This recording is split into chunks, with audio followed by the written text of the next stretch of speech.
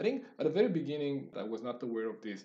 And what I've done is that I just wanted to take the next step. Right? I was so hungry in my career. I really wanted to take the next step and climb the ladder.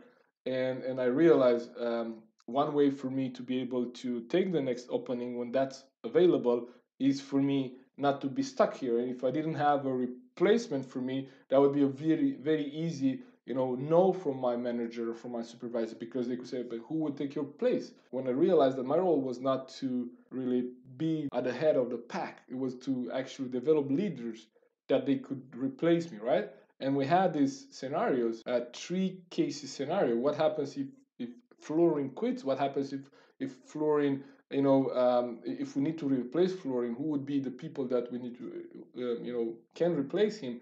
And what happens, where do we see Florin in the organization in 1, 2, and 3 years from now, right? Does he have the potential to be a leader?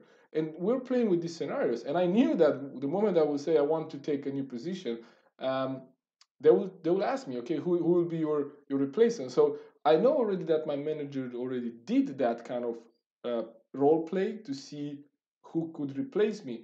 But I wanted to also suggest, okay, this person in the team, I think they're ready. I'm developing them. I'm working with them. So that's kind of how I want you to see this.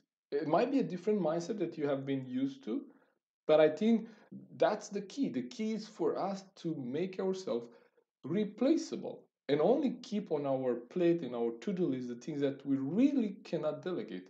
And that would be very little. I mean, very few things are only on your agenda and no one else can do it.